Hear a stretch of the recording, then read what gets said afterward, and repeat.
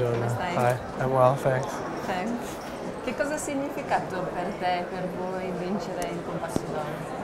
Well, it was, I think it's a really meaningful award in the sense that it has such a historical value.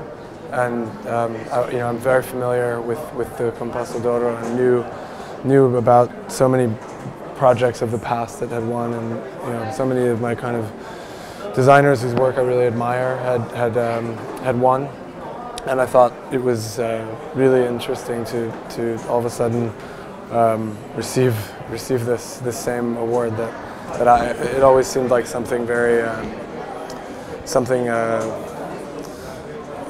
it's like the Golden Globe of design or something like that. But it's a pleasure. It's really an honor. I'm very happy to have had it. E quando hai disegnato quel prodotto, pensavi di vincere il Compasso d'Oro?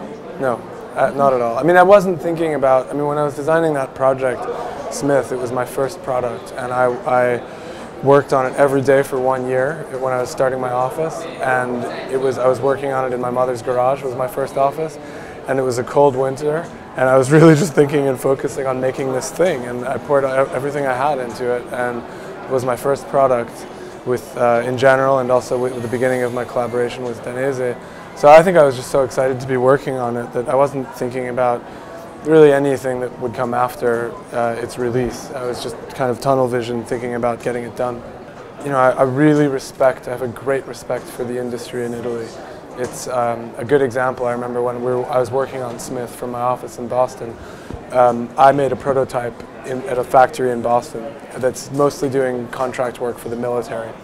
And at the same time, Danese was making a Smith here in Brianza in Italy. And my prototype was ridden with problems in Boston. I had 20 details which needed to be changed.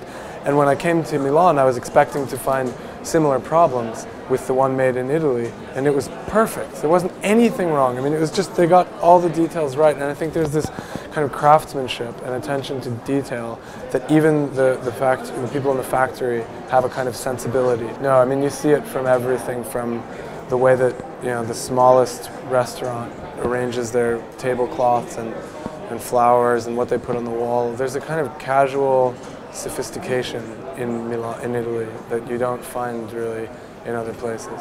Se ti dico queste 4 parole, quale scegli per primo posto? Ricerca, sfida, mercato, successo. Tutte sono importanti. They're all really important. But if I had to choose one, my office is called Jonathan Olivares Design Research. So I would say ricerca. Yeah, so I would call it ricerca. E pensi che sia cambiato qualche cosa nel rapporto tra prodotto, azienda, designer rispetto al passato? I learned from designers who are now 70 years old. Niels Diffriant and Don Chadwick in the US really have been almost mentors for me, and they've been doing this profession for 40 plus years, and I think I learned more from them than I did from my contemporaries in terms of how to make things and how to kind of envision a project from beginning to end, and how that project has to have a social impact in the end and really reach a kind of a public. And I really see design in that sort of view, and I think it's not a new position. So I think that this kind of mentality has been around in the best work for a long time. Il tuo prodotto, che è stato un successo ed ha vinto il Compasso d'Oro, e tu avevi 25 anni, no? Quando l'hai disegnato, cambieresti qualcosa oppure per te it's good? It's funny. We thought about it a few times to reduce the cost, or there's been moments where there's been a discussion about, okay, can we adapt, can we improve?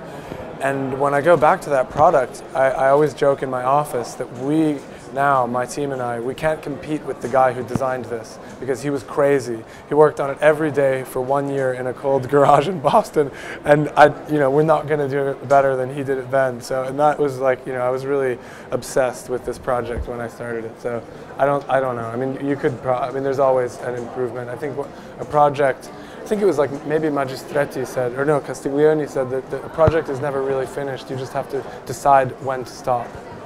And we decided to stop there, but you know.